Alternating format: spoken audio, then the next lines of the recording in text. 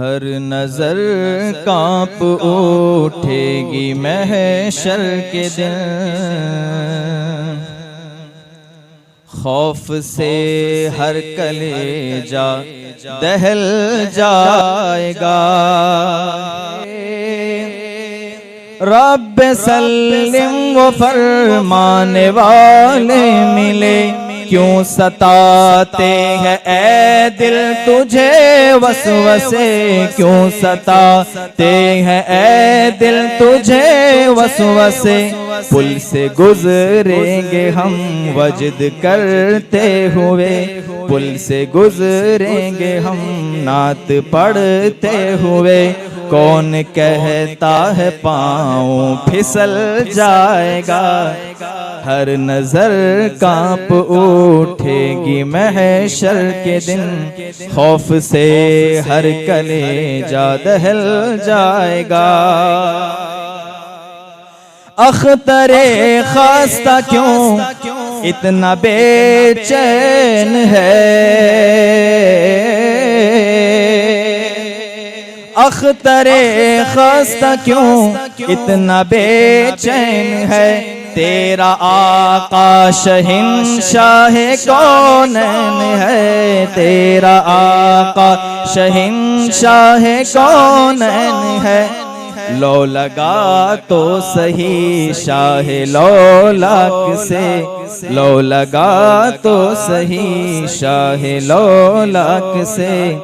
गम मसरत के सांचे में ढल जाएगा, लो लगा तो सही शाह लौलाक से।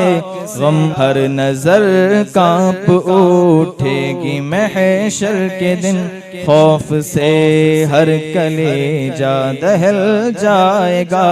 पर ये नाज उनके बंदे का देखेंगे सब, थाम कर उनका दामन मचल जाएगा। अस्सलामु अलैकुम वरहमतुल्लाहि ब्रदरान मिल्लत इस्लामी, अस्सलामु अलैकुम वरहमतुल्लाहि वबरकातुहू।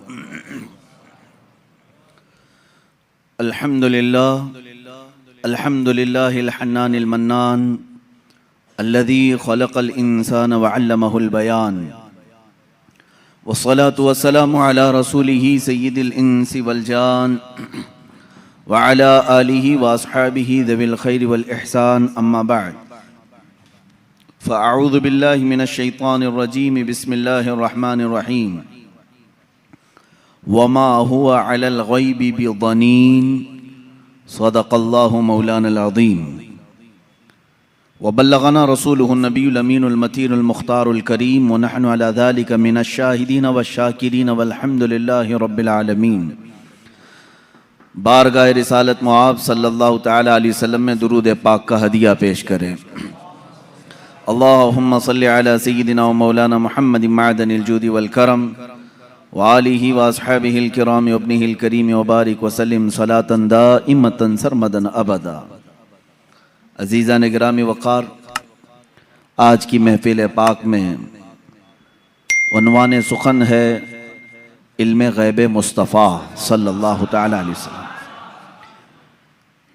वो रसूल गिरामी वक़ार सल्लल्लाहु तआला अलैहि वसल्लम के इल्म के समंदर के इंतहा को कौन नाप सके। देने वाला खुदा है, लेने वाला रसूल है। अल्लाह के बहुत सारे राज़ों में से एक राज इल्म ग़ैब मुस्तफ़ा भी है। रसूल करीम सल्लल्लाहु तआला अलैहि वसल्लम को कितना इल्म अता हुआ, कितना गैब जानते थे, ये उम्मत का बहस का मौजू नहीं है। बस हमें इतना ही यकीन रख लेना चाहिए जो बरेली के इमाम ने हमें यूँ सिखाया है कि सरे अर्श पर है तेरी गुज़र, दिल फर्श पर है तेरी नज़र। या रसूल अल्लाह, सरे अर्श पर है तेरी गुज़र, दिल फर्श पर है तेरी नज़र। मलकूत व मुल्क में नहीं कोई शय वो जो तुझ पे आया नहीं। हुज़ूर अकरम सल्लल्लाहु तआला अलैहि वसल्लम के दरबार में आपकी निगाहे असर में कौन सी ऐसी चीज़ है जो मख्फी है, जो छुपी हुई है। और कोई गैब क्या तुमसे निहा हो भला। निहा कहते हैं छुपी हुई चीज़ को, पोशीदा। और कोई गैब क्या तुमसे निहा हो भला, जब ना खुदा ही छुपा तुम पे करोड़ों दुरूद। रसूल गिराम वक़ार सल्लल्लाहु ताला अलैहि वसल्लम को अल्लाह ताला ने जो मौजज़े अता किए, उन मौजज़ात में से एक अजीम मौजज़ा आपका इल्म गैब भी है। मुझे यहाँ पर इस मौजू पर गुफ्तगू इसलिए भी करनी है कि ज़माने के गुज़रते गुज़रते कुछ इस्लाम में ऐसे ख़यालात भी पनपने लगे जिन्होंने हुजूर पाक सल्लल्लाहु अलैहि वसल्लम के इल्म गैब का सिरे से इनकार कर दिया। और बाज़ जमातें तो वो हैं जो गैब को मानती हैं लेकिन वो नापती हैं, इतना था और इतना नहीं था। ये सब बिदात हैं, ये सब नई ईजाद की हुई चीज़ें हैं। फ़िरक़े में नई तालीमात आई कि रसूल पाक सल्लल्लाहु ताला अलैहि वसल्लम को इतना गैब था, उतना गैब था। पहली बात तो ये है कि उनके इल्म को जज कौन करे जो उनसे बड़ा आलिम हो। क्या कोई उम्मती अपने रसूल के इल्म को नाप सकता है? अब यहाँ से मैं आपको कुरानी आयात और अहादीस की रोशनी में और अक़वाल सलफ़ सालिहीन की रोशनी में अर्ज़ करना चाहूँगा, उम्मत के साबिक़ा उलमा से लेकर सहाबा तक का अक़ीदा क्या रहा है हुजूर पाक सल्लल्लाहु अलैहि वसल्लम के इल्म गैब को लेकर। और आज अगर ये हमारे ज़माने में फितने का बाइस बन गया, आपस में झगड़े और निज़ा और जंगो जदाल का बाइस बन गया, तो ये समझने की ज़रूरत है कि ये मसला निकला कहाँ से है। जबकि सहाबा में इस बात पर किसी का इख्तिलाफ नहीं था कि हुजूर को इल्म गैब था कि नहीं था।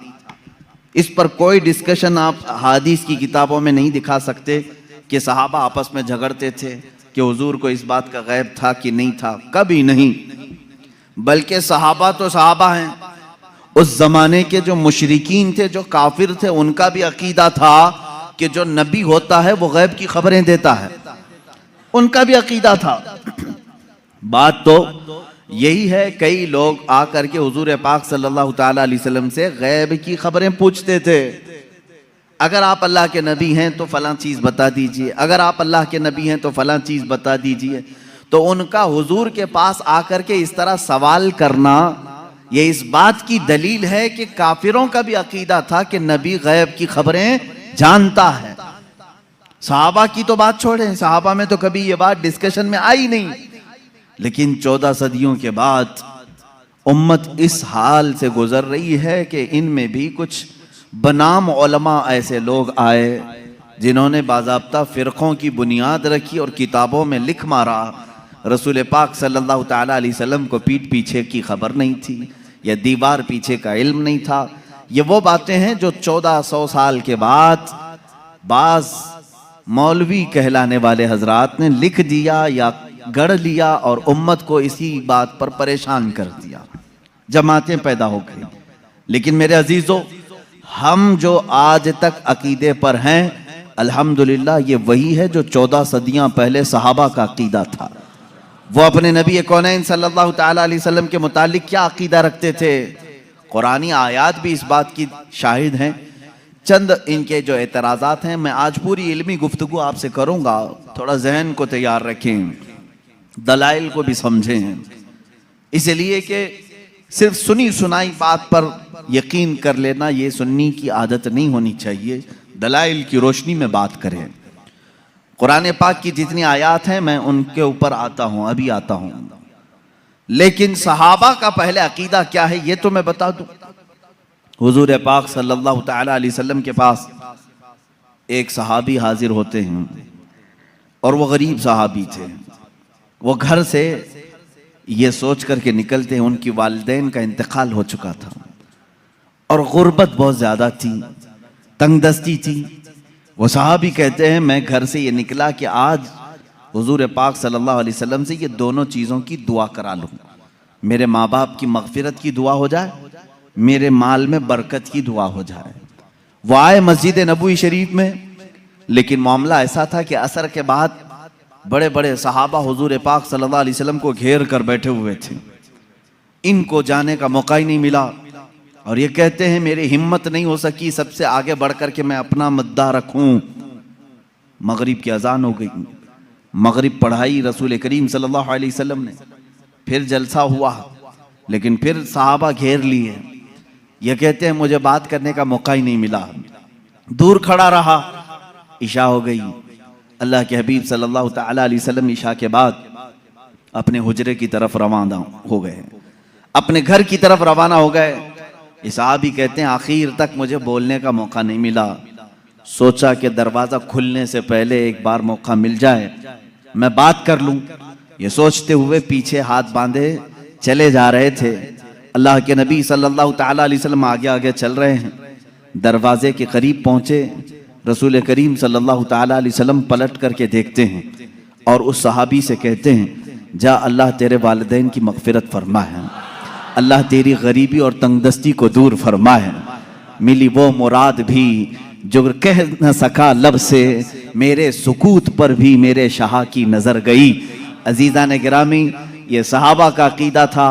वो कहते हैं कि मुझे बोलने की अभी नौबत भी ना आई, अल्लाह के हबीब सल्लल्लाहु तआला अलैहि वसल्लम ने उसी बात की दुआ मेरे लिए फरमाई जिस बात का मैं घर से सोच करके निकला था। तो ये सहाबा का ईमान भी था, यकीन था कि अल्लाह के नबी सल्लल्लाहु तआला अलैहि वसल्लम गैब की खबरें जानते हैं। अब और दूसरे सहाबा की बात मैं बताऊं। जंग तबूक के मौके पर, जंग तबूक बड़ी सख्त जंग हुई है और मदीने से तकरीबन 800-900 किलोमीटर दूर का फासला है तबूक। अल्लाह के हबीब सल्लल्लाहु तआला अलैहि वसल्लम ने मदीने के सारे जितने भी जवान थे सबसे कहा था कि इस जंग में शरीक हो जाएं।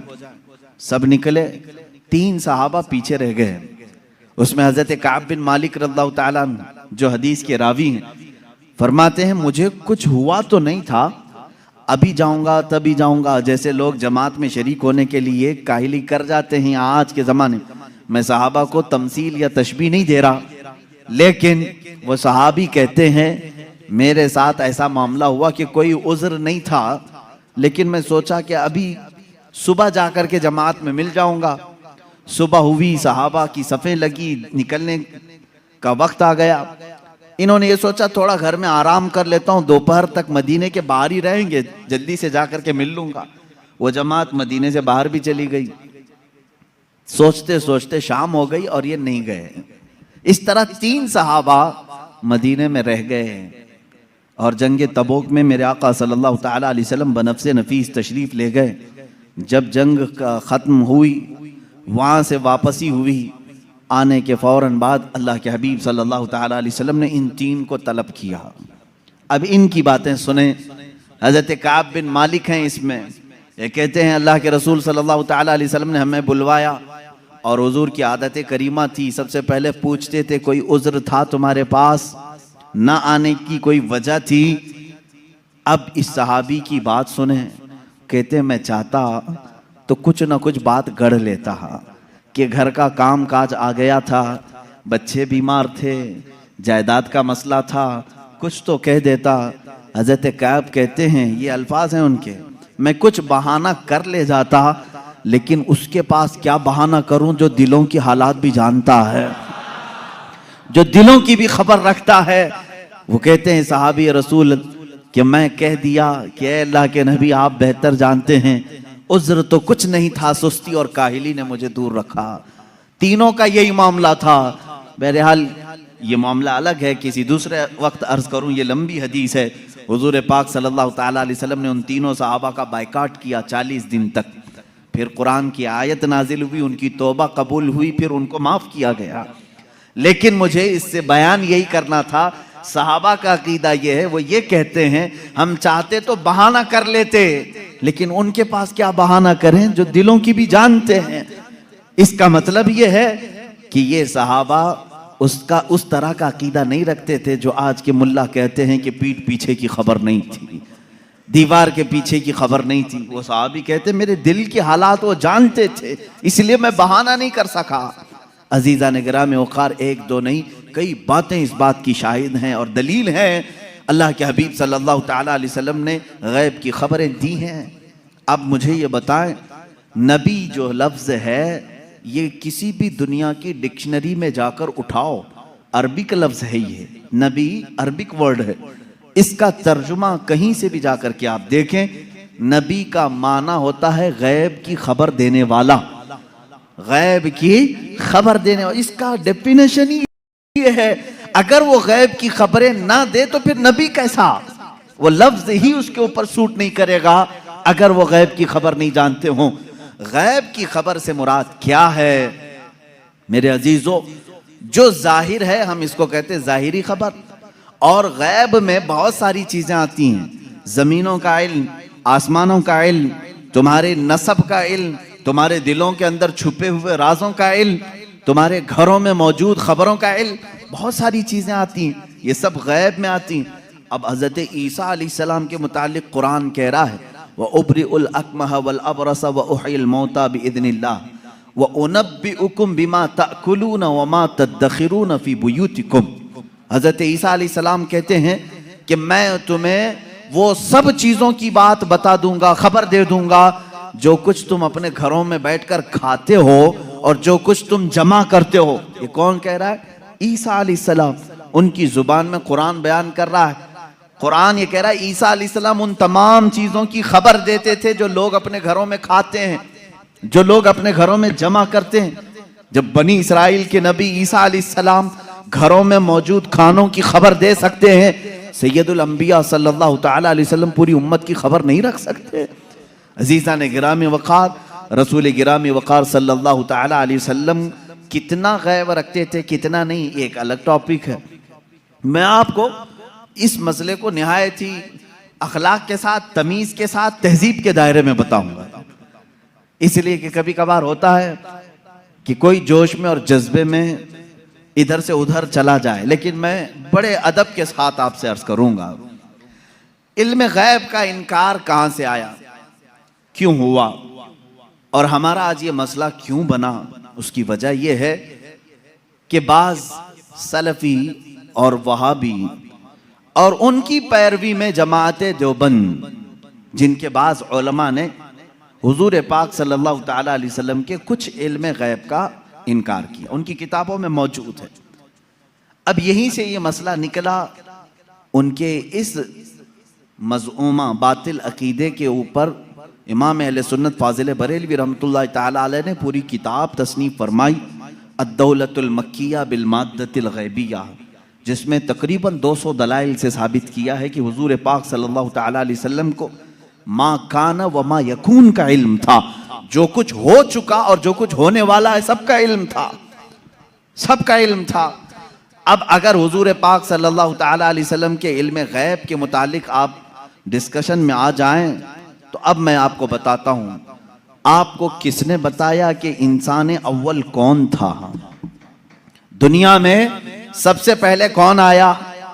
ये सबको मालूम है कि नहीं? आदम अलैहिस्सलाम है।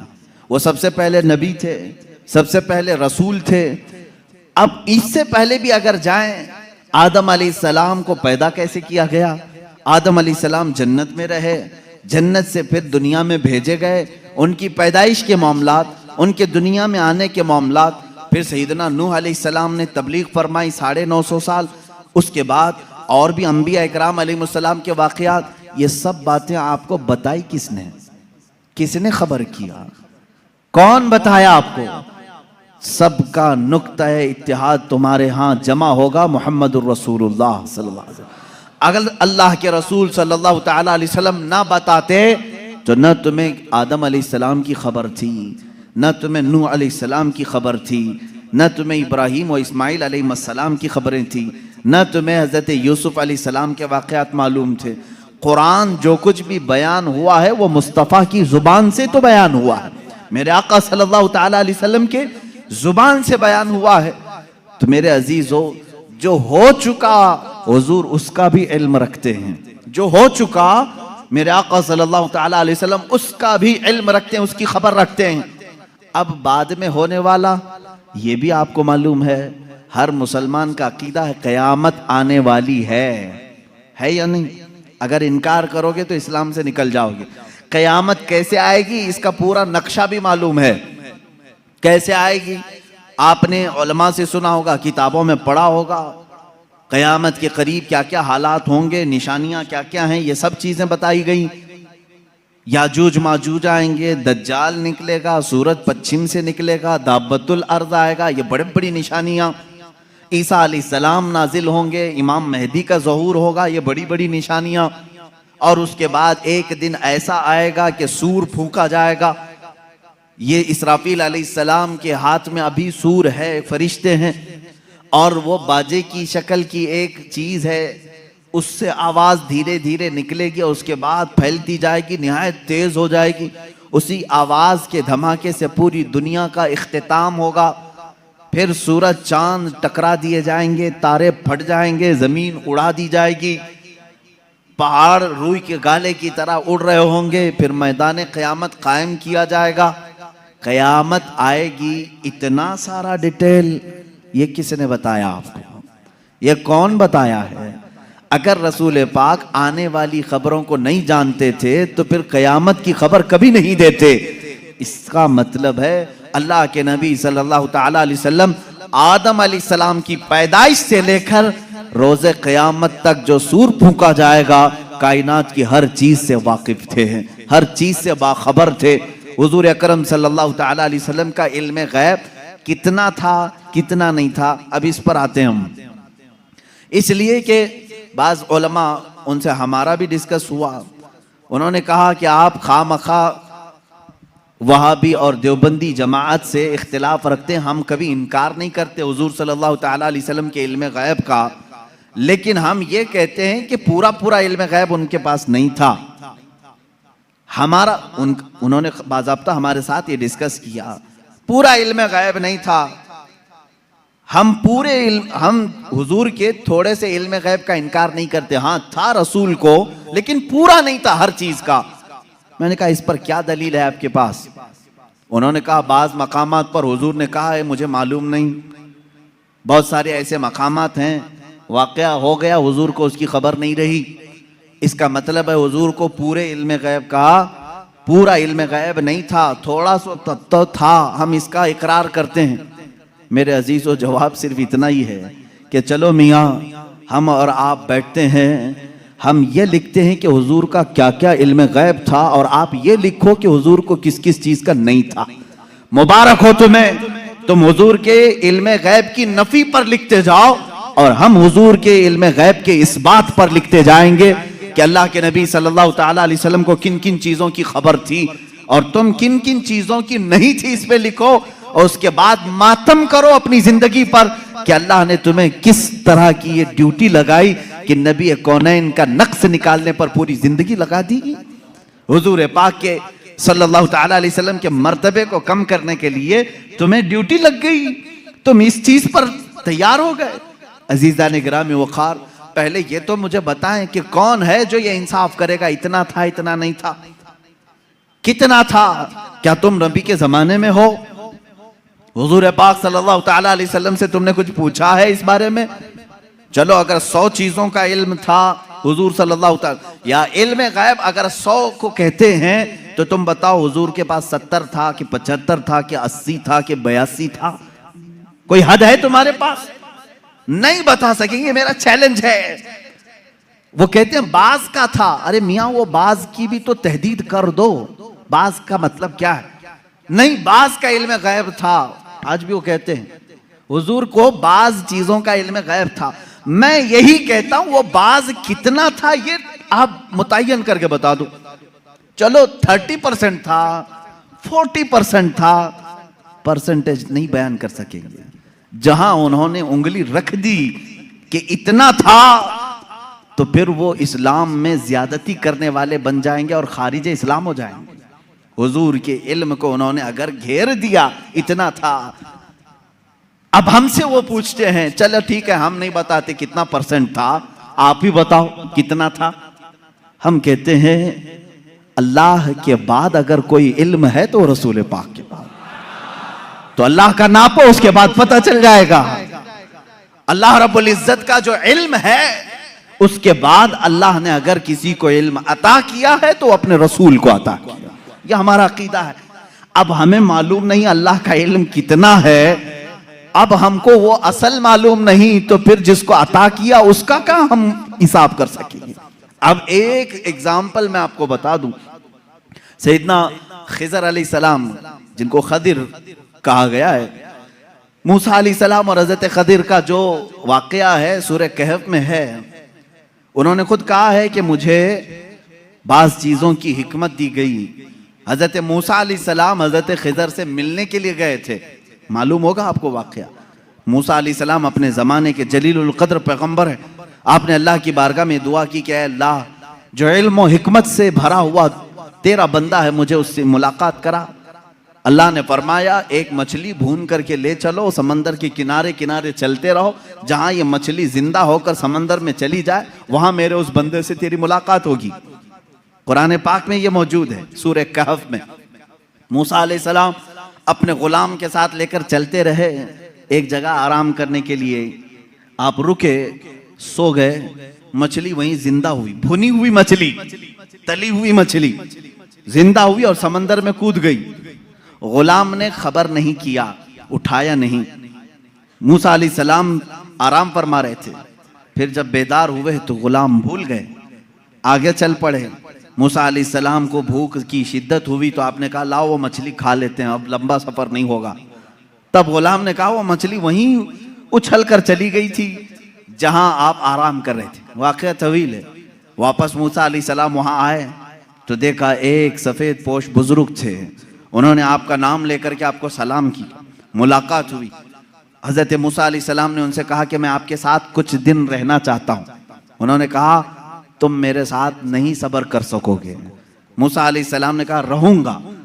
उन्होंने एक शर्त रखी, मैं जो भी काम करूं उस पर पूछना मत कि ऐसा क्यों किया। मूसा अलैहिस्सलाम इस पर पाबंदी के साथ चलते रहे। 3 वाकयात कुरान में बयान किए गए। कश्ती पर बैठे और वो कश्ती वाला फ्री में बिठाया दोनों को, मूसा अलैहिस्सलाम और हजरत खिदर को। आप हजरत खिदर उसकी कश्ती को फाड़ने लगे। मूसा अलैहिस्सलाम ने कहा कि ये फ्री में बिठाया है, उसकी कश्ती को आप फाड़ रहे हैं। उन्होंने जलाल का इजहार किया, कहा मैंने कहा था आप मेरे किसी काम पर ना सवाल करें।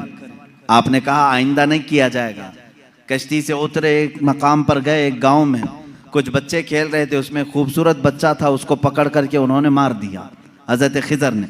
मूसा अलैहिस्सलाम ने फिर पूछा क्या आपको यही बच्चा मिला था, इसको आपने मार दिया? उन्होंने फिर कहा। आपने फिर पूछा।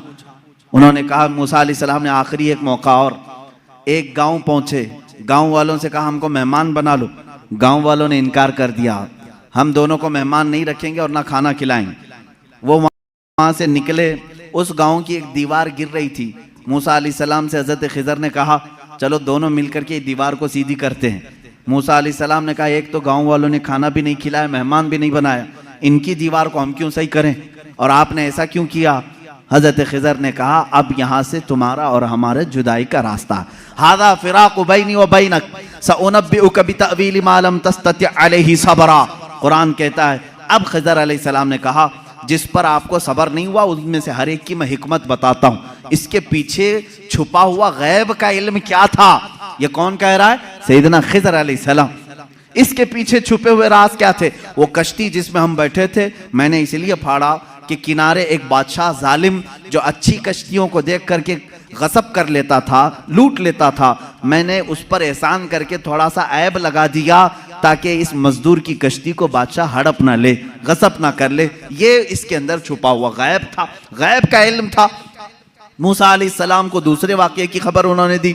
वो बच्चे के मुतालिक मुझे अल्लाह की तरफ से ये इल्म था कि वो बड़ा होकर के अपने माँ बाप को भी मारेगा और कातिल बल्कि वो काफिर बना डालेगा, इसलिए मैंने उसको मार दिया ताकि इसके वालिदैन महफूज रहें, ईमान की हालत में रहें। तीसरे, उस दीवार को हमने जो सही किया वो दर हकीकत 2 यतीमों की थी। उनके बाप ने उस दीवार के पीछे खजाना दफन किया है, अगर ये गिर जाती तो गांव वाले हड़प ले जाते। मैंने उन यतीमों की हिफाजत के लिए दीवार को सही किया। ये 3 गैब की खबरें बताते हैं हजरत खिदर। उसके बाद जो बात है खिदर, सैयदना खिदर, इनके मुतालिक खुद इख्तिलाफ है कि ये नबी थे कि वली थे, नबी थे कि वली थे। बाज़ उलमा ने कहा बनी इसराइल के नबी थे, बाज़ उलमा ने कहा नहीं वो अपने वक्त के वली थे। बहरहाल अल्लाह ने उनको इल्म हिकमत अता किया था। अब आओ मैं आपको बताता हूँ कितना दिया था। अब यही बात चल रही ना, कितना दिया था, इतना कि उतना। हजरत मूसा अलैहिस्सलाम ने हजरत खिदर से पूछा कि आपको कितना इल्म गैब मिला? वो समंदर के सफर पर थे। समंदर को तो जानते हैं आप, इसका किनारा कौन देखा है, इधर शुरू हुआ कि उधर खत्म हुआ, मालूम ही नहीं पड़ता। समंदर तो वहां तक दिखता है जहां तक आसमान लगा हुआ दिखता है। समंदरों को आपने देखा होगा तो मालूम है, हमने सफर भी किया है, कोई किनारा समंदर का दिखता नहीं जल्दी।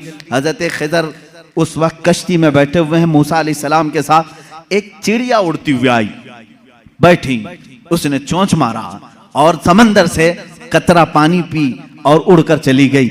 हजरत खिदर कहते हैं इल्मे इलाही की मिसाल समंदर की तरह है, और चिड़िया ने जितना कतरा पानी उसमें से पिया उतना भी मुझे नहीं मिला है। ये कौन कह रहा है? सैयदना खिदर, बनी इस्राइल के नबी, जिनके गैब की खबरें मूसा अलैहिस्सलाम को बताई गई, उतना इल्म था उनके पास जो चिड़िया समंदर के कतरे में, समंदर में से जितना पी ले। मेरे अजीजों, अब यहां से कितना और इतना का अंदाजा वही कर सकेगा जो इल्म इलाही को नापा होगा। अल्लाह का इल्म कितना है। अब यहां रसूल करीम सल्लल्लाहु ताला अलैहि वसल्लम के दरबार में आते हैं। अगर आप सवाल करते हैं कितना था कितना नहीं था, तो ये मसला हम डायरेक्ट अल्लाह से क्यों ना पूछ लें? ऐ मौला, अता करने वाला तू है, लेने वाला तेरा रसूल है, तू ही बता दे कितना इल्म था। कुरान के पाक की आयत आप चौथे पारे में पढ़ें, पांचवें पारे में पढ़ें, अल्लाह रब्बुल इज्जत फरमाता है वअल्लमका मा लम तकुन तअलम व कान फज़लुल्लाहि अलैका अज़ीमा। ऐ रसूल, हमने आपको इल्म गैब कितना दिया? कितना दिया? फरमाता है मेरा मौला, ऐ रसूल, हर उस चीज का इल्म दिया जो आप पहले नहीं जानते थे। अब क्या क्या नहीं जानते थे तुम तय करो, फिर मैं बताता हूं। हर उस चीज का इल्म अल्लाह ने उन्हें दिया है। तुम अगर कहते हो रसूल ये नहीं जानते थे, तो मौला तो कह रहा है जो रसूल नहीं जानते थे मैंने दे दिया है। तुम अगर कहोगे हुजूर बचपन की खबरें नहीं जानते थे, मैं कहूंगा अल्लाह वो भी दिया है। तुम अगर कहते हो पहले की खबर नहीं जानते थे, मैं कहूंगा अल्लाह कह रहा है वो नहीं जानते थे, वो भी दिया है। तुम कहते हो क़यामत के बारे में रसूल नहीं जानते थे, अच्छा है, तुम जितने नहीं जानते थे वाले वर्ड्स लाओगे, कुरान की आयत के नीचे अल्लाह ने वही फरमाया वअल्लमका मा लम तकुन तअलम। ऐ रसूल, जो जो नहीं जानते थे सब मैंने दे दिया है।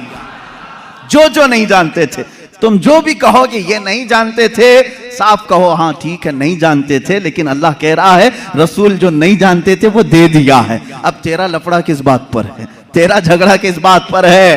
अल्लाह खुद कह रहा है जो नहीं जानते थे वो मैंने दे दिया। अब इस आयत ने पूरा फैसला कर दिया है। अब यहां पर आए, डिस्कस होता है तो बाज लोग ये कहते हैं कुरान की आयत है, कुरान कह रहा है वइंदहु मफातिहुल गैब ला यअलमुहा इल्ला हु। अल्लाह के पास गैब के खजानों की चाबियां हैं, कोई दूसरा नहीं जानता। एक आयत है। दूसरी आयत जो ये पढ़ करके हमें सुनाते भी हैं और सल्फी, और कहते हैं तुम रसूल को इल्म गैब कहते हो। कुरान कह रहा है कुल ला अक़ूलु लकुम इंदी खज़ाइनुल्लाहि वला अअलमुल गैब। ऐ रसूल आप फरमा दे मेरे पास अल्लाह के खजाने नहीं और मैं गैब नहीं जानता। यह आयत में साफ है, और मैं चुरा करके नहीं जाऊंगा, साफ पढ़ करके जाता हूं। जो इनके एतराजात हैं, कहते हैं कि रसूल को अल्लाह ने खुद कह दिया ऐ रसूल आप कह दे मैं गैब नहीं जानता। रसूल ने कहा उम्मत से दो चीजें ये बताते हैं, इंदहु मफातिहुल गैब ला यअलमुहा इल्ला हु। अल्लाह के पास है गैब के खजाने की कुंजियां, चाबियां, कोई दूसरा नहीं जानता। दो आयतें। एक तीसरी आयत और भी पढ़ते हैं और ये कहते हैं इन्नल्लाह इंदहु इल्मुस्साअति व युनज़्ज़िलुल गैथ व यअलमु मा फिल अरहाम व मा तदरी नफ्सुम माज़ा तक्सिबु गदा व मा तदरी नफ्सुम बिअय्यि अर्दिन तमूत। बेशक अल्लाह के पास 5 चीजों का इल्म है, उसको कोई दूसरा नहीं जानता। क़यामत कब आएगी, बारिश कब आएगी, माँ के पेट में क्या है, यअलमु मा फिल अरहाम व मा तदरी, और कोई आदमी ये नहीं जानता कि कल क्या होगा। 5वीं चीज है कोई ये नहीं जानता कि किस जमीन में मरेगा। 21वें पारे की आयत है, अल्लाह फरमा रहे 5 चीजों का इल्म अल्लाह ही के पास है। मेरे अजीजों, ये सवालात के बौछार हैं जो एक सीधे साधे भोले भाले सुन्नी मुसलमान के सर पर लाद दिए जाते हैं और उसे बोझल करके कहा जाता है। कुरान जब ये कह रहा है रसूल को कि आप कह दें कि मैं गैब नहीं जानता, और अल्लाह कह रहा है कि गैब के खजाने की चाबियां उसी के पास है, किसी के पास नहीं, तो जवाब देना मुश्किल होता है। बाज बंदों को कहते हैं हाँ सही बात है, हमारे मौलवी हजरात ने कुछ और बताया था, यहाँ बातें। मैं आज आपको खुल करके इन तमाम चीज़ों की वजाहत करूँगा। एक बात मैं तकरीबन यहां पर 100 किताबों से साबित कर सकता हूं। मुसन्निफीन, शारहीन हदीस, सीरत निगार, मुहद्दिसीन, मुफस्सिरीन कुरान, इनकी पूरी जमातों के तकरीबन 100 अइम्मा इकराम की किताबों से हम साबित कर सकते हैं। इन सारी आयतों में अल्लाह ने जो फरमाया है कि किसी के पास नहीं, इसका मतलब क्या है? गैब के खजानों की चाबियां किसी के पास नहीं। मेरे अजीज, उससे कहो हम भी यही मानते, अल्लाह के सिवा किसी के पास नहीं। पहली आयत पर मैं बात कर रहा हूं, हमारा भी अकीदा यह है गैब के खजानों की चाबियां सिर्फ अल्लाह के पास है। लेकिन उसी आयत में ये कहीं दिखा दो कि उस खुदा ने यह भी कहा हो कि मैं किसी को देता भी नहीं। इस आयत में मुझे ये दिखा दो। ये तो मैं भी मानता हूं कि अल्लाह ने फरमाया गैब के खजानों की चाबियां सिर्फ उसी के पास हैं, मालिक वही है। लेकिन क्या उसने इस आयत में यह भी कहा कि मैं ये किसी को देता ही नहीं? ये मुझे बता दो। कहीं कहा अल्लाह ने मैं किसी को देता ही नहीं? लेकिन मैं तुम्हें बताता हूं, अल्लाह दूसरी जगह फरमा रहा है, वमा कान अल्लाहु लियुत्लिअकुम अलल गैब वलाकिन्नल्लाह यज्तबी मिन रुसुलिही मन यशा। अल्लाह रब्बुल इज्जत के पास इल्म गैब के खजाने हैं, कोई दूसरा इसका मालिक नहीं। हाँ, अल्लाह फरमाता है वलाकिन्नल्लाह, लेकिन अल्लाह अपने बंदों में से जिसे चाहता है गैब के खजाने देता है। एक तरफ तो रब ताला फरमा रहे हैं, अब समझ में आई बात। दूसरी आयत ये नहीं पढ़ते, ये चुरा के जाते हैं। मैंने ये जो एतराज करते हैं वो भी आयत पढ़ी, और जवाब में जो आयत पढ़नी चाहिए थी वो भी मैंने पढ़ी। अल्लाह ने फरमाया बिल्कुल सच है, हमारा अकीदा भी यही है, गैब के खजानों की चाबियों का मालिक सिर्फ अल्लाह है। लेकिन उसने कहीं कुरान में ये नहीं कहा कि मैं ये चाबियां किसी को नहीं देता, कहीं कहा अल्लाह ताला ने, बल्कि रसूल से पूछते हैं। मेरे आका सल्लल्लाहु ताला अलैहि वसल्लम खुद फरमाते हैं, हदीस पाक है, सही हदीस है, उअतीतु मफातीह खज़ाइनिल अर्द। मेराज की रात आपको अल्लाह ने क्या क्या दिया? हुजूर फरमाते हैं, मुझे जमीन के सारे खजानों की चाबियां अल्लाह ने दी। रब है मोती ये है कासिम, रिस्क उसका है खिलाते ये हैं। टेंशन तीसरे को क्यों है? तकलीफ तीसरे को क्यों है? अल्लाह फरमा रहा है देना चाहे वो अपने बंदों में से जिसको चाहे दे दे। एक आयत ये है। अब दूसरी बात, आप ऐ रसूल फरमा दें कि मैं गैब नहीं जानता। एक आयत ये भी पढ़ करके बता, देखो 7वें पारे में है, अल्लाह ने फरमाया ऐ रसूल आप कह दें मैं गैब नहीं जानता। इसका मतलब क्या है? जब रसूल खुद फरमा रहे हैं मैं गैब नहीं जानता। अजीज़ान गिरामी वक़ार, हर आयत का पस मंज़र देखना होगा कि आयत क्यों नाजिल हुई, किस मकाम पर नाजिल हुई। अजीज़ान गिरामी वक़ार, रसूल करीम सल्लल्लाहु ताला अलैहि वसल्लम के लिए कोई ये अकीदा न गढ़ ले कि जैसे खुदा का इल्म है वैसे रसूल का भी इल्म है। ये शिर्क हो जाएगा। किसी सुन्नी का ये अकीदा है? क्या आप रसूल को खुदा के बराबर समझते हैं? रसूल का इल्म खुदा के इल्म के बराबर है? नहीं। अल्लाह का इल्म उसका अपना जाती इल्म है, और रसूल का जो इल्म है वो अता किया हुआ है। खुदा को किसी ने अता किया, लेकिन रसूल को अल्लाह ने अता किया है। अब यहां पर अल्लाह ने जो रसूल से फरमाया ऐ रसूल आप कहते मैं गैब नहीं जानता, इसका मतलब वैसा गैब जो अल्लाह का है वो मैं नहीं जानता, हाँ वो सब जानता हूं जो अल्लाह ने मुझे दिया है। बात समझ में आ गई? ये दूसरी आयत हो गई। तीसरी आयत, जो 5 चीजों का इल्म अल्लाह के पास है, वो कौन कौन सी 5 चीजें मैंने बता दिया। कयामत कब आएगी, माँ के पेट में क्या है, बारिश कब आएगी, कौन कहाँ मरेगा, और कल क्या होने वाला है। ये 5 चीजें 21वें पारे में अल्लाह ने फरमाया। ये बहुत सारे लोग एतराज के तौर पर इसी आयत को पेश करते हैं, कहते हैं देखो रसूल को अल्लाह ने इन चीजों से भी दूर रखा था, ये 5 चीजों की खबरें नहीं। जबकि आप हदीसें पढ़ें तो ये 5 चीजों की खबरें हुजूर ने दी हैं। कुरान कह रहा है इसका इल्म किसी के पास नहीं, और रसूल यहां खबरें दे रहे हैं। एक टुकड़ा उसमें से मैं बता दूं, एक टुकड़ा अल्लाह के नबी सल्लल्लाहु ताला अलैहि वसल्लम की हदीस की तरफ मैं ले जाऊंगा। कुरान की आयत का एक टुकड़ा, कौन कहां मरेगा ये नहीं जानता कोई। वमा तदरी नफ्सुम बिअय्यि अर्दिन तमूत। लेकिन जंगे बद्र का मौका है, दूसरे दिन जंग होने वाली है। रात के वक्त मेरे आका सल्लल्लाहु अलैहि वसल्लम अपने हाथ में छड़ी लेकर के चल रहे हैं। मुस्लिम शरीफ की हदीस है, सही मुस्लिम शरीफ की हदीस, हुजूर सल्लल्लाहु ताला अलैहि वसल्लम अपने हाथ में लकड़ी लेकर मैदान में आए, अपने सहाबा को हौसला दिलाना था कि तुम घबराओ मत, कल क्या होने वाला है मैं बताता हूं। कुरान कह रहा है कल क्या होने वाला है वो किसी को नहीं मालूम, और रसूल कह क्या टकराव है क्या रसूल में और कुरान में? मैं इसको बताऊंगा मेरे अजीजों जवाब के जरिए से। कोई टकराव नहीं, टकराव तो इनके पेट में।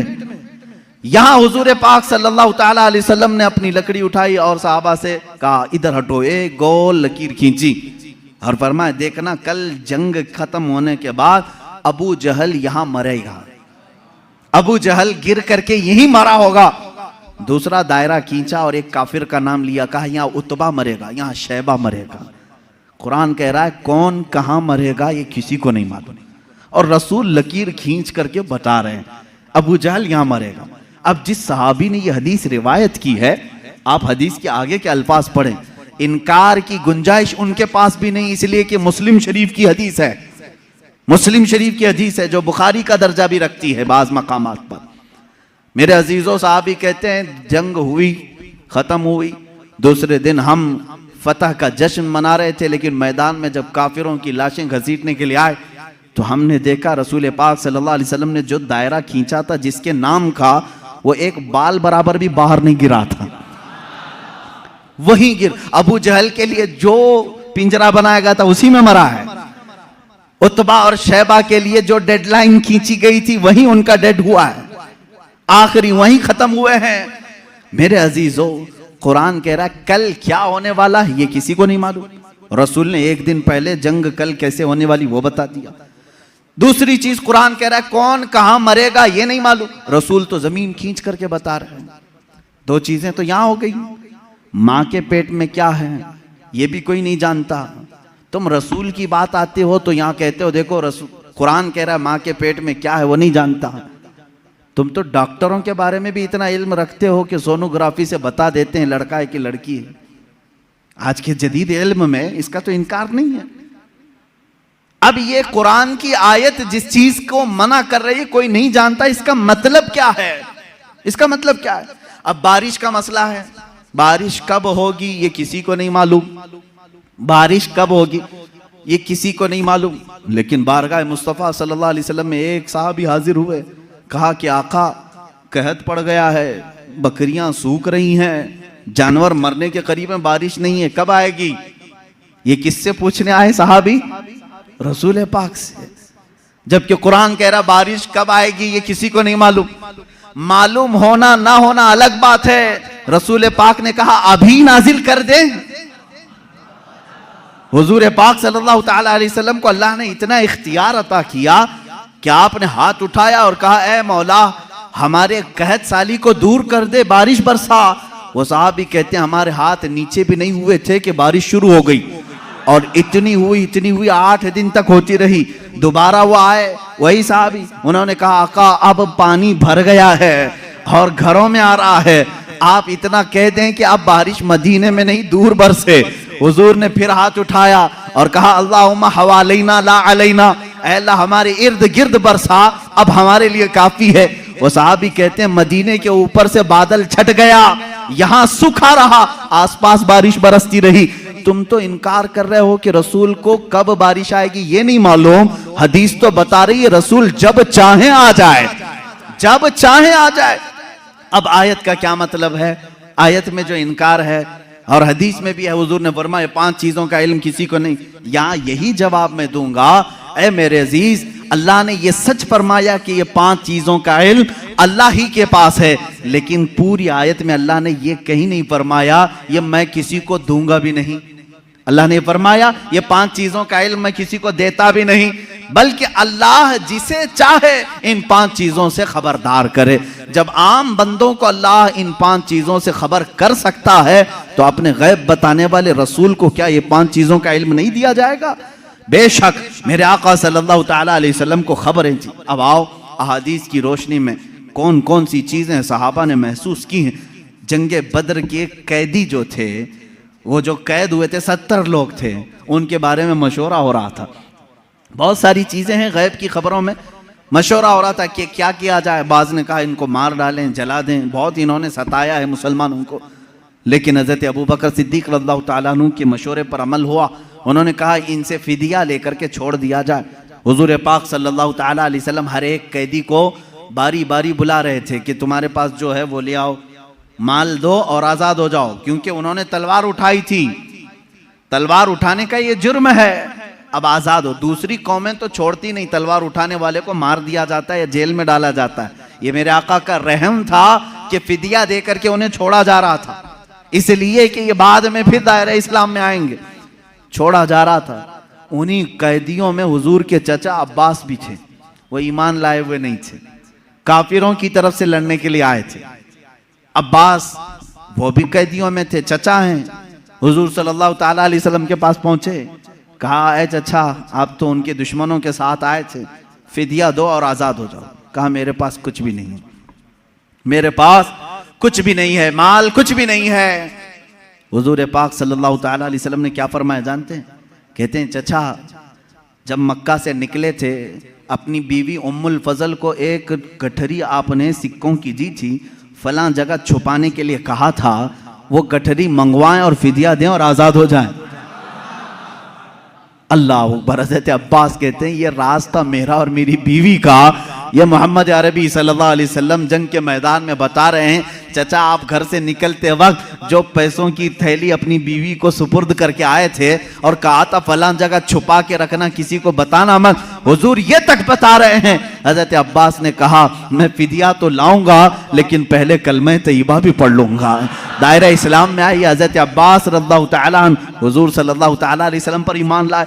मेरे अजीजों, उनका तो ये अकीदा था कि रसूल हमारे घरों में छुपी हुई चीज़ों को भी जानते। जंग बद्र में आए हुए और भी जंग बद्र ही से मुतालिक बड़ी नफीस बात है, हदीस है। जंग बद्र में जो कुफार और मुशरिकीन आए थे, इसमें कई गैब छुपे हुए हैं, कई गैब जिनकी खबरें हुजूर सल्लल्लाहु अलैहि वसल्लम ने दी।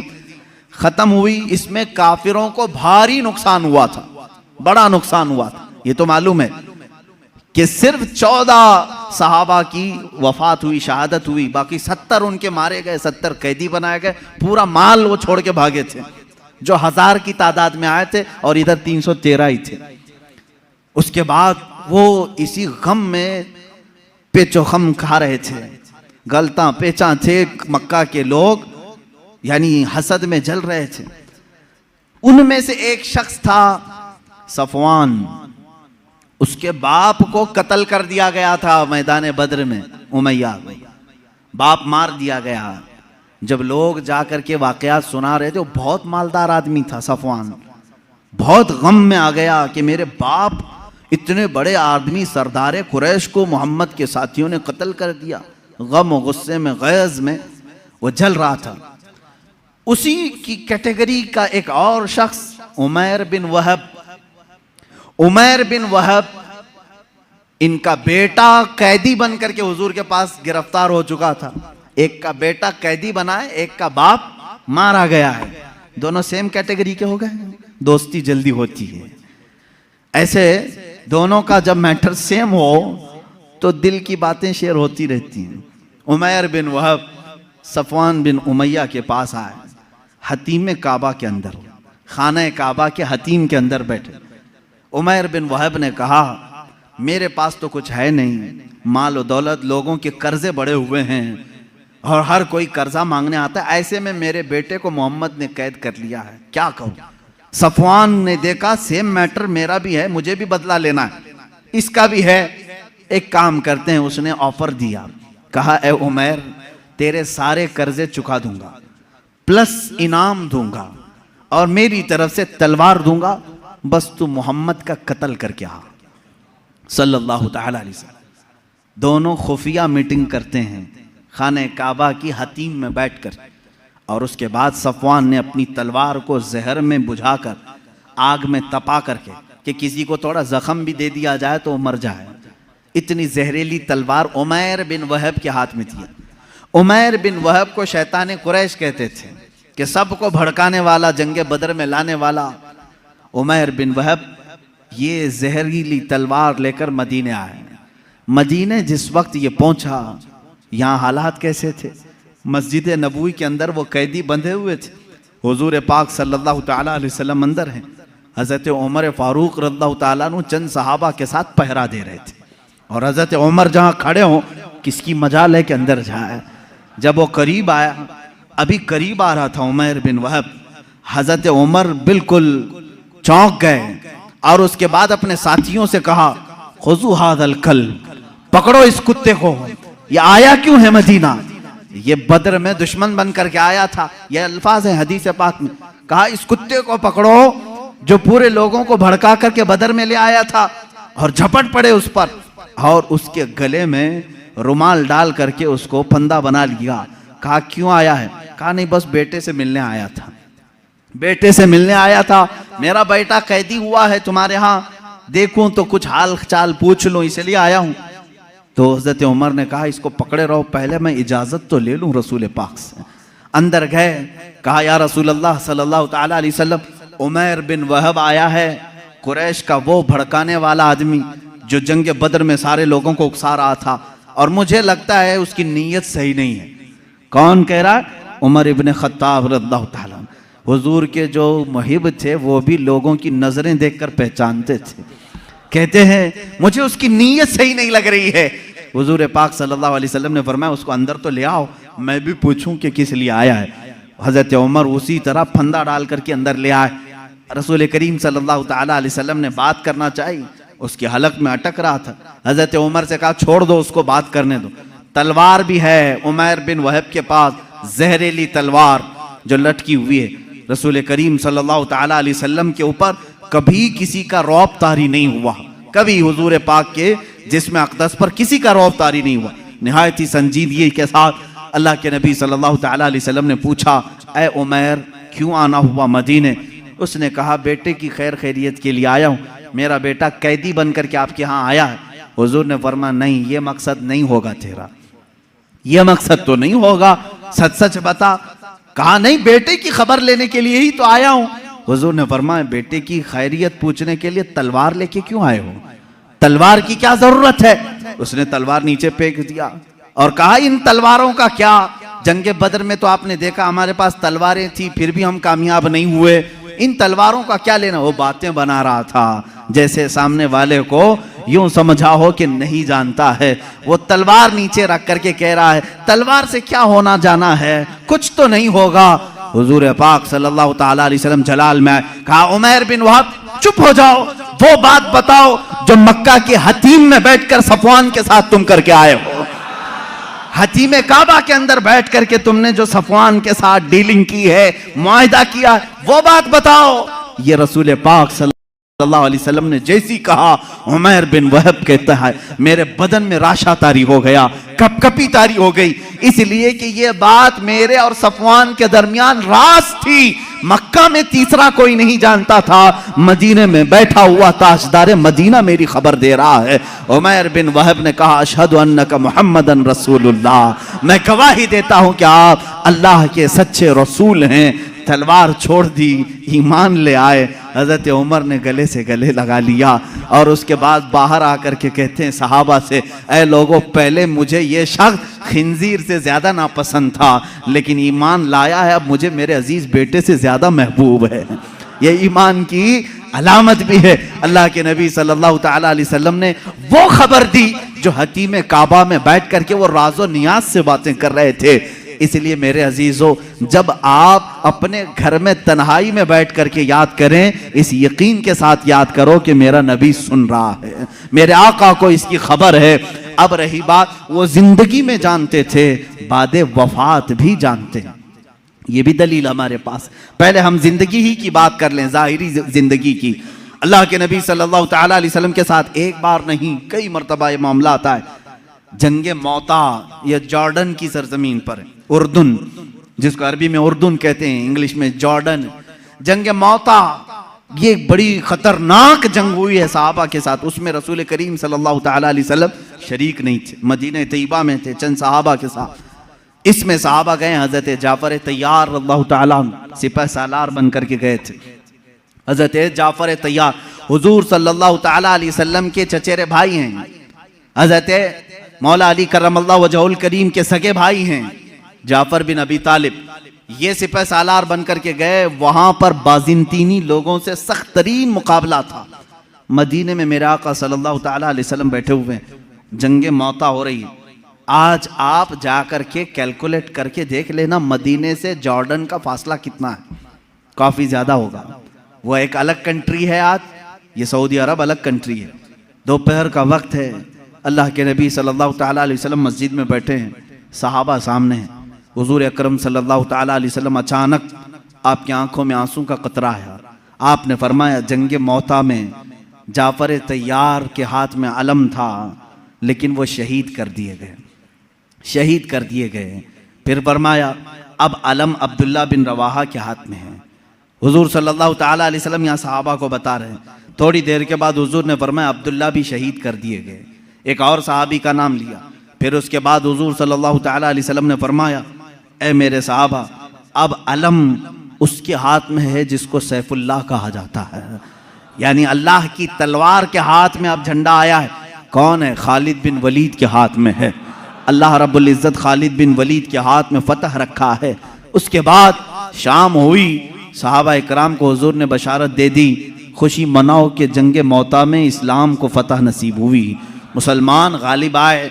ये जंग ख़त्म होने के तकरीबन 1 महीने के बाद सहाबा वापस आए, और जब जंग की फतह की खबर मदीने में फैलती थी तो लोग खुशियों से इस्तकबाल के लिए बाहर जाते थे, लेकिन यहाँ मदीने में पहले से खुशियाँ हो चुकी थीं।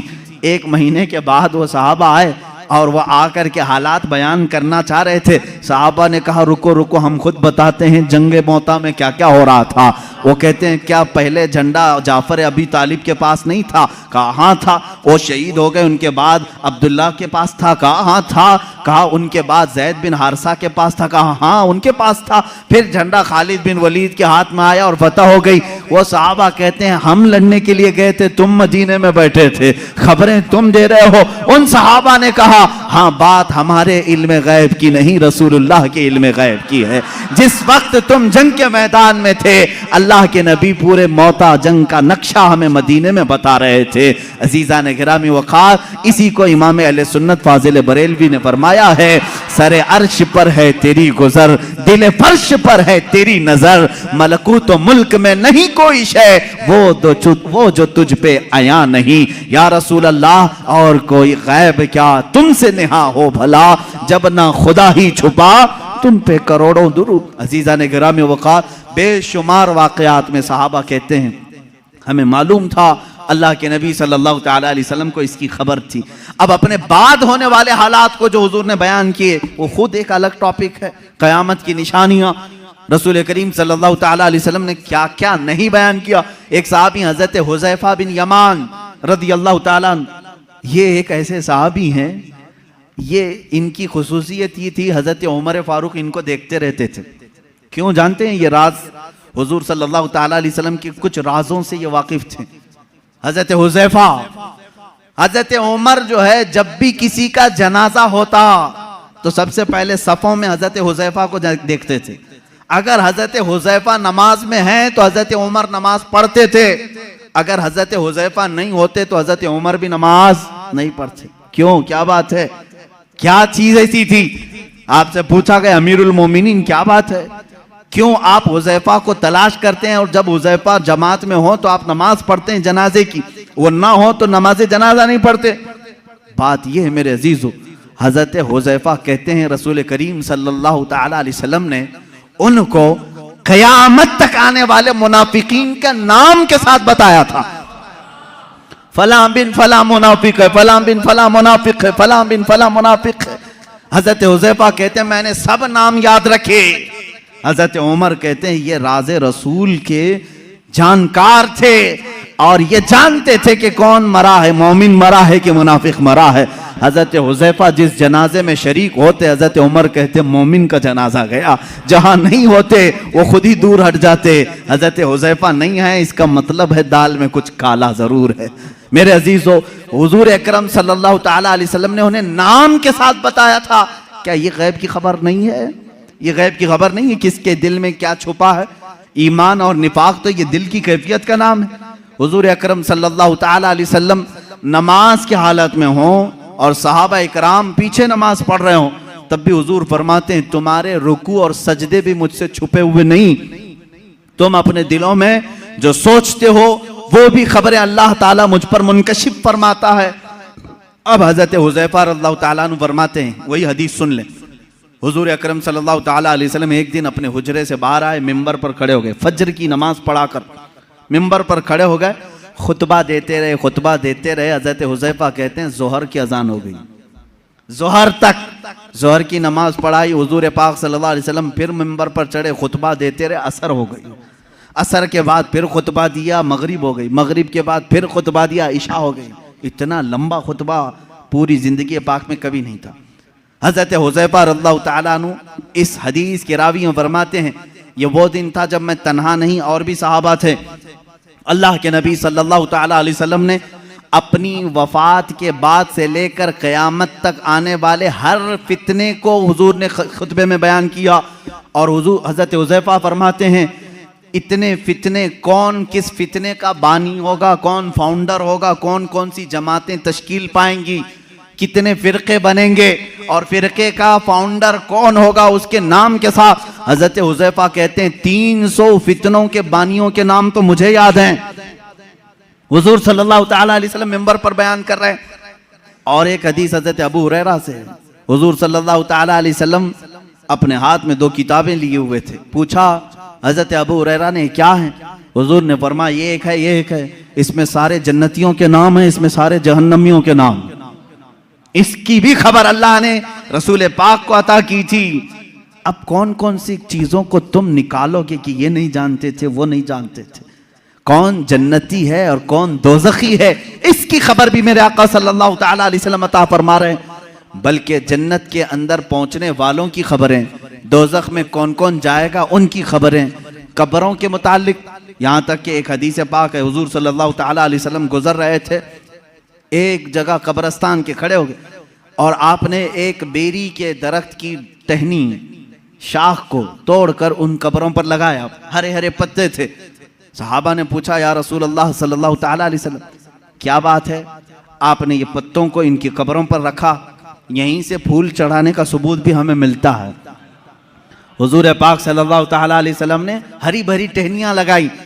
हुजूर अकरम सल्लल्लाहु ताला अलैहि वसल्लम फरमाते हैं, मैं गुजर रहा था, मैंने देखा इन दोनों कब्रों पर अजाब हो रहा है, इन दोनों कब्रों पर अजाब हो रहा है। और दोनों को अजाब किस वजह से हो रहा है ये भी मेरे आका ने फरमाया। एक चुगली करता था और दूसरा पेशाब के छींटों से नहीं बचता था, पेशाब के जो कतरे हैं वो उड़कर कपड़े में लगते हैं, इस पर भी अजाब दिया जा रहा है कब्र में। हुजूर अकरम सल्लल्लाहु ताला, इसीलिए किसी भी मोमिन को ये ज़ेब नहीं देता कि वो खड़े होकर के पेशाब करे और छींटे अपने बदन पर उछाले, ये मुसलमान को ज़ेब नहीं देता, वरना वो कब्र में अजाब में गिरफ्तार होगा। पेशाब के छींटों से अपने आप को बचाओ, इससे बीमारियां भी आती हैं, निसियान की बीमारी।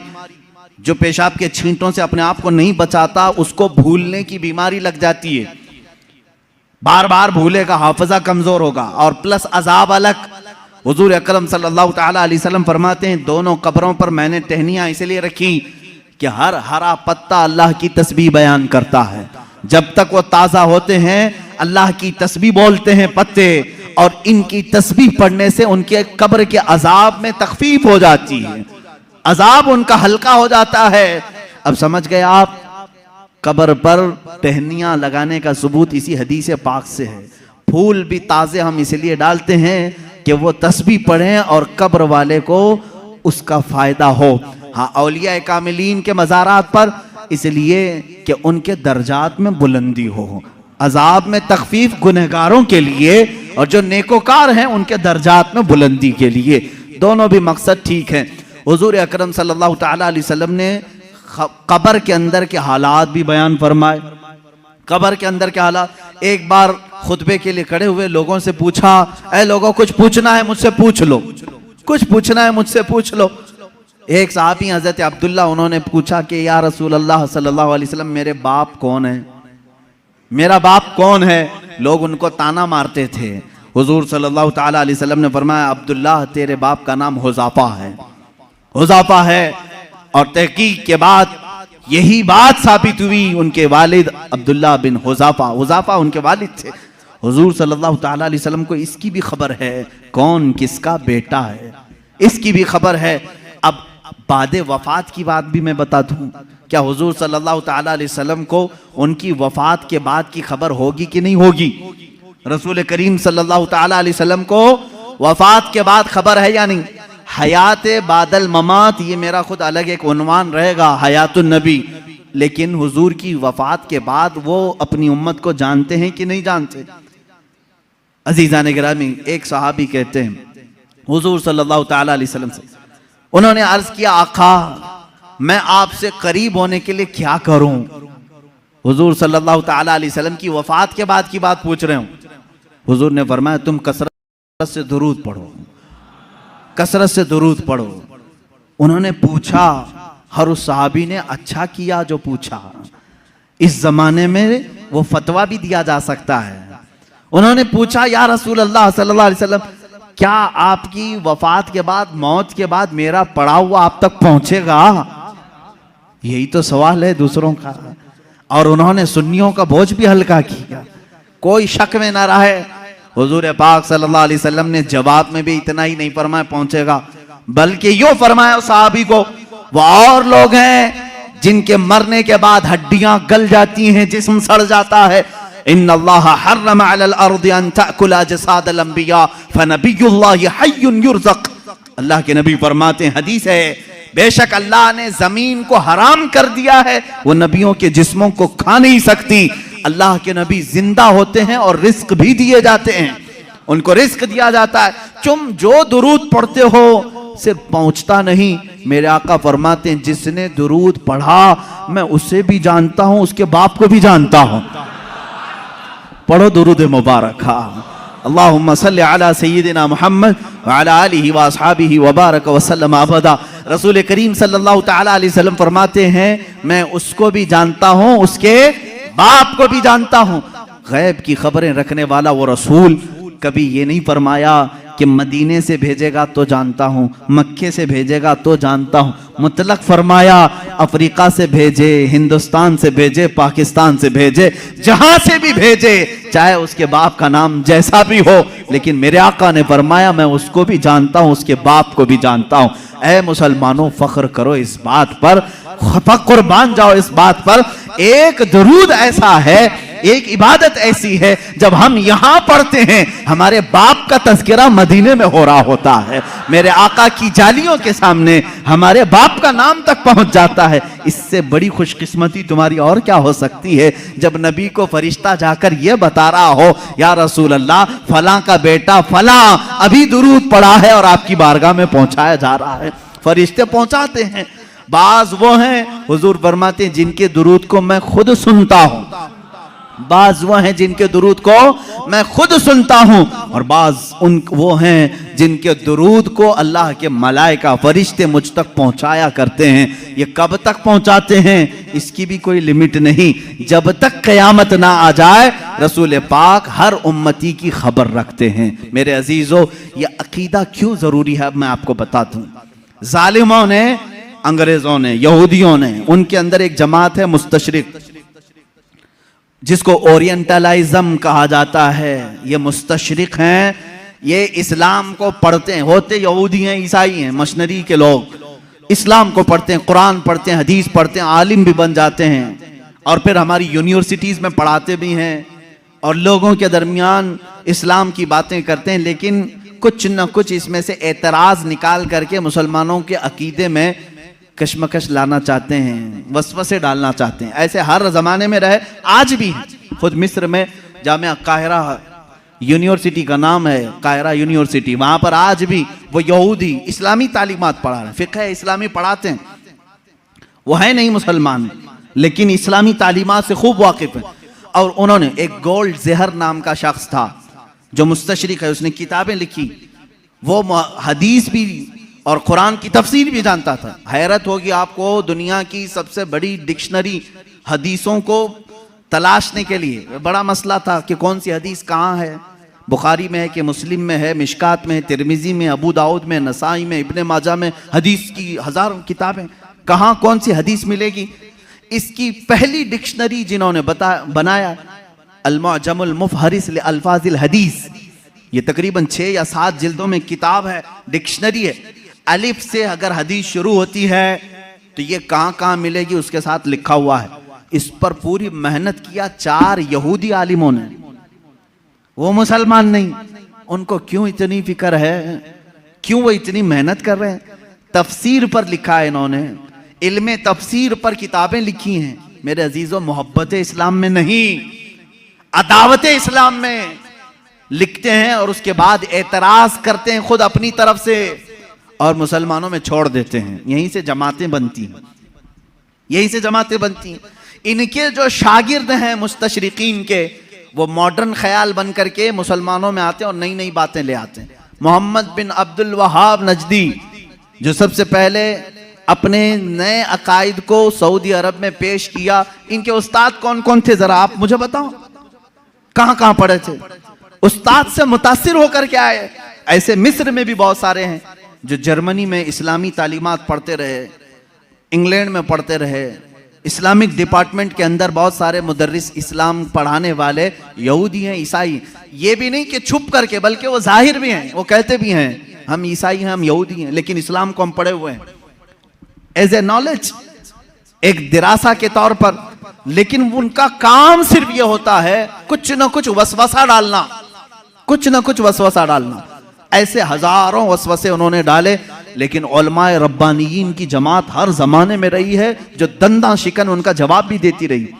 सबसे पहले इनकार करने वाले हुजूर सल्लल्लाहु ताला अलैहि वसल्लम के हयात बादे वफात के लिए ये मुस्तशरिकीन ही थे। इन्होंने शोशा डाल दिया था कि नबी मर कर खत्म हो चुके हैं, अब उनका कोई असर बाकी नहीं, इन्फ्लुएंस नहीं रहेगा।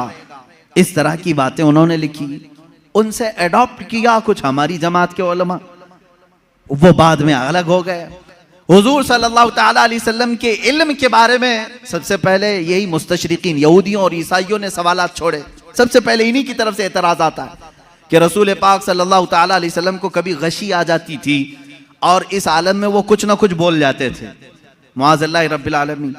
इस तरह की नाज़ेबा तोहमतें उन्होंने हुजूर की जात पर लगाई और कहा उनको इतना इल्म नहीं था फलां फलां चीज़ों का, वो अचानक बोल देते और लग जाती कुछ चीज़ें। इनसे अडॉप्ट करके कुछ उलमा आए।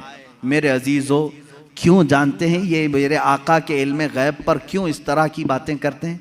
सिर्फ इसलिए कि उम्मत के जहन में हुजूर का मर्तबा कम कर दिया जाए। आज तुम्हें डर किस बात का लगता है? नबी की शान में एक जुमला भी कहने से 1000 बार सोचते हो। अल्लाह के नबी हैं, उनके बारे में हम मजाक में भी कोई जुमला नहीं कह सकते, ईमान चला जाएगा। आज तक ये डर है या नहीं? आज तक ये डर है। लेकिन ये चाहते हैं कि उनको भी आम इंसान की तरह पेश कर दें, उनका भी मजाक हो सकता है। तो जब उम्मत मजाक को सहना पसंद कर लेगी तो समझ लो कि तुम्हारा रिश्ता खत्म हो गया, अब तुम्हारा इस्लाम ही खोखला हो गया। तुम नबी की हर बात को मजाक में भी ले सकते हो। अरे उन्होंने यूं ही कह दिया होगा, कभी बशरियत में ये भी बोलते थे, कभी वो भी बोलते थे, उनकी बातें ऐसी थी, मुआज़ल्लाह रब्बिल आलमीन। यहां आ जाती है बात सीधे तुम्हारे इस्लाम की जड़ों पर। इसलिए इसको इतना हल्का मत समझना। इल्म गैब पर डिस्कस करने वालों को मैं ये कहता हूं, ऐ नौजवानों, तुम्हारी ये फील्ड नहीं है, तुम्हारा ये मैदान नहीं है, मुनाजरे करना तुम्हारा काम नहीं है। बस इतना तुम अकीदा रखो, हम इस मसले में कोई गुफ्तगू नहीं करना चाहते। मेरे रसूल को इतना इल्म था जितना मेरे मौला ने दिया था। रब ताला जाने कितना दिया था, रसूल जाने कि कितना लिया था। बस इस पर तुम अपनी गुफ्तगू को खत्म कर देना। दूसरा, कोई भी शैतान तुम्हारे पास आए, मैसेज करे, रसूल को इस बात की खबर नहीं थी, रसूल को उस बात की खबर नहीं थी, तुम हर एक के डिबेट में मत बैठना। शैतान गुफ्तगू में लगा करके तुम्हारा ईमान सल्ब करना चाहता है, तुम्हारे ईमान पर डाका डालना चाहता है। शुरू में तुम डिफेंस में जवाब देते रहोगे और जब थक जाओगे तब सोचो कि मेरे भाई सही कह रहा है सामने वाला, मेरे पास तो कोई दलील ही नहीं, हमारे उलमा के पास भी कोई दलील ही नहीं। इमाम राजी के पास शैतान आकर के उनके खुदा का यकीन उनका मुतजलजल कर गया था। इमाम राजी वक्त के बड़े इमाम हैं। शैतान एक बुजुर्ग की शक्ल में आया और कहा, तुम अल्लाह को एक मानते हो, क्या दलील है तुम्हारे पास? उन्होंने दलील दी। दूसरा, उसने शैतान काट दिया, कहा ये तो नहीं हो सकता, दूसरी उन्होंने दलील दी, वो भी काट दिया। उन्होंने अल्लाह के एक होने पर 360 दलीलें दी। उनकी मौत का वक्त करीब था, 360 दलीलें दी। लेकिन बाद में उनके पीरो मुर्शिद नजमुद्दीन कुबरा रहमतुल्लाह ताला अलैह, उनकी मदद आई। उन्होंने कहा इमाम राजी को, ए राजी, तू उससे क्यों नहीं कहता कि मैं अपने खुदा को बगैर दलील के एक मानता हूं, बस इतना कह दे और दामन छुड़ा ले। फिर इमाम राजी ने कहा, एक वक्त ऐसा आ गया था राजी का, वो सोचने लग गए थे कि अल्लाह एक है भी कि नहीं है, एक है कि नहीं है, डगमगा दिया था शैतान। तब फिर पीरो मुर्शिद की निस्बत भी काम आई। कहा नहीं, इस बारे में मैं दलील ही नहीं देता, मैं मानता हूं अल्लाह एक है तो एक है। मैं यही आपको आज कहना चाहूंगा मेरे अजीज, तुम्हारा इल्म इतना नहीं कि हर शैतान से मुकाबला करो, हर डिबेट में तुम हिस्सा लो, ये तुम्हारी जिम्मेदारी नहीं। ये डिबेट करना, मुनाजरा करना, ये उलमा, मुफ्तियान कराम, मुनाजिरीन इस्लाम पर छोड़ दो। अल्लाह ने उस फील्ड के भी माहिरीन पैदा किए हैं, उस मैदान के मुजाहिद भी पैदा किए हैं जो मुखालिफीन का दांत तोड़ करके जवाब देते हैं, वो मौजूद है, वो उनकी अपनी फील्ड है। लेकिन हर ऐरा गैरा इसमें बाजी ले जाने की कोशिश में करेगा तो तुम्हारा घोड़ा कहीं का कहीं गिर जाएगा और तुम शहीद भी हो जाओगे, गिर जाओगे। अब यहां पर मेरे अजीजों मेरी नसीहत सुन लो, इस तरह के डिबेट जब भी आए, मेरे रसूल को कितना इल्म था कितना नहीं था, तब इतना ही कहो, मेरा तो अकीदा इतना है, अल्लाह ने उनको बेहिसाब दिया था, जितना अल्लाह ने दिया था उतना उनके पास था, या अल्लाह जाने कितना दिया था, रसूल जाने कितना लिया था। इसी पर अपनी गुफ्तगू खत्म करो।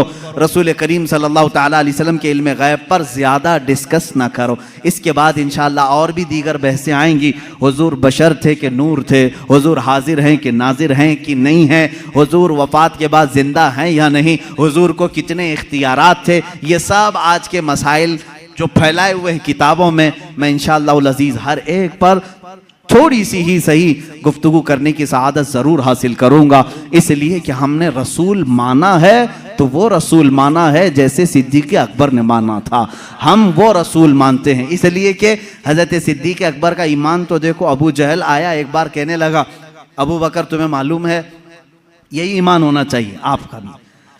अबू बकर सिद्दीक़ आ रहे थे कहीं बाहर से, अबू जहल पकड़ा, कहा अबू बकर एक सवाल का जवाब दे दो। कहा क्या है? कहा एक शख्स कह रहा है कि कल की रात वो मस्जिद हरम से बैतुल मुकद्दस तक गया था, एक ही रात में गया था और उसके बाद फिर वापस लौट करके भी आया। पॉसिबल है? ऐसा मुमकिन है? ये मेराज का दूसरा दिन था, हजरत अबू बकर को अभी मालूम भी नहीं था, वो गए भी नहीं थे हुजूर के पास, पहले ही अबू जहल मिला खबर देने के लिए। तो हजरत अबू बकर ने कहा ऐसा कैसा मुमकिन है, एक रात में कोई मस्जिद हरम से मस्जिद अक्सा तक जाए? पॉसिबल नहीं है, मुमकिन नहीं, क्योंकि मक्का से फिलिस्तीन का सफर जो है उस जमाने में 1.5 महीने का था, एक रात में कोई कैसे जाके आएगा? अब वो कहका मार के हंसने लगा, ठट्टा मार करके हंसने लगा, उसे यही तो पॉइंट चाहिए था। अबू जहल ने कहा अबू बकर इतनी बात नहीं, वो इससे भी आगे की भी बातें कह रहा है, तुम्हारा क्या ख्याल है? हजरत अबू बकर चौंक गए, बता तो सही कौन कह रहा है, कौन है ये जो दावा कर रहा है? अबू जहल ने कहा वही मोहम्मद जिसके पीछे तुम घूमते हो सल्लल्लाहु अलैहि वसल्लम। हजरत अबू बकर जलाल में आए, कहा है अबू जहल अगर उन्होंने कहा है इससे बड़ी बात भी, तब भी मैं ईमान लाता हूं। हर चीज पॉसिबल है, हर चीज मुमकिन है। अगर उन्होंने कहा कि मस्जिद हरम से मस्जिद अक्सा तक वो एक रात में जाकर के आए, तो तुम मुझसे इतनी बात पूछ रहा है कि हो सकता है कि नहीं हो सकता? अगर रसूल कह दे कि एक आन में मैं 7 आसमान पर जाकर आया, तब भी मैं तस्लीम करूंगा। यह हजरत अबू बकर पहले ही बताए, उसके बाद बारगाह मुस्तफ़ा में आए हुजूर सल्लल्लाहु ताला अलैहि वसल्लम के बाद। अभी हुजूर सहाबा को अपने सफर की दास्तान सुना रहे थे। हजरत अबू बकर किससे सुन के आए थे? अबू जहल से। लेकिन कुर्बान जाओ मेरे मौला को, मेरे मौला ने उन्हें जो अता किया, हजरत अबू बकर जैसे ही आए हुजूर ने मुस्कुरा करके कहा ए अबू बकर, जिब्राइल आए थे अल्लाह की तरफ से, तुम्हारे लिए एक लक़ब लेकर के आए हैं। कहा या रसूल अल्लाह क्या है? कहते अल्लाह ने आज से अबू बकर को सिद्दीक कहा है। सिद्दीक उसको कहते हैं जो सच्चाई की तस्दीक करता है, जो हर सच्ची बात को एक्सेप्ट करता है। हजरत अबू बकर अभी हुजूर से सुने नहीं, दुश्मन से सुने हैं, तब वो इकरार कर रहे हैं, ए जालिमो, तुमने मुहद्दिसीन से सुना है, औलिया कामिलीन से सुना है, सहाबा ताबईन से सुना है कि रसूल क्या क्या जानते थे, फिर भी इनकार कर रहे हो। हजरत अबू बकर ने अबू जहल से सुनकर के भी इनकार नहीं किया। अल्हम्दुलिल्लाह हम सिद्दीकी ईमान रखते हैं कि हमने अपने औलिया कामिलीन की जुबान से सुना कि रसूल मा काना व मा यकून की खबर रखते हैं। हमारा अकीदा भी यही है कि रसूल मा काना व मा यकून की खबर रखते हैं। वह अव्वलीन के भी आका हैं, वह आखिरीन के भी आका हैं। वही है यासीन, वही है ताहा, वही है फुरकान, वही है अव्वल, वही है आखिर। मेरे आका की जात पर ये सारी चीजें मुंतहा हैं। अल्लाह रब्बुल इज्जत हमें अहले सुन्नत व जमाअत के सच्चे मजहब पर कायम व दायम रखे। मौला ताला हमें इसी अकीदे के साथ इस दुनिया से रुखसत फरमाए। ऐ मौला, हमारा जनाजा अहले सुन्नत व जमाअत पर उठा। जब रसूल करीम सल्लल्लाहु अलैहि वसल्लम की बारगाह में पहुंचे तो हमें शर्मिंदा और जलील और रुस्वा होने से महफूज फरमा। व आखिर दावाना अनिल हम्दुलिल्लाहि रब्बिल आलमीन।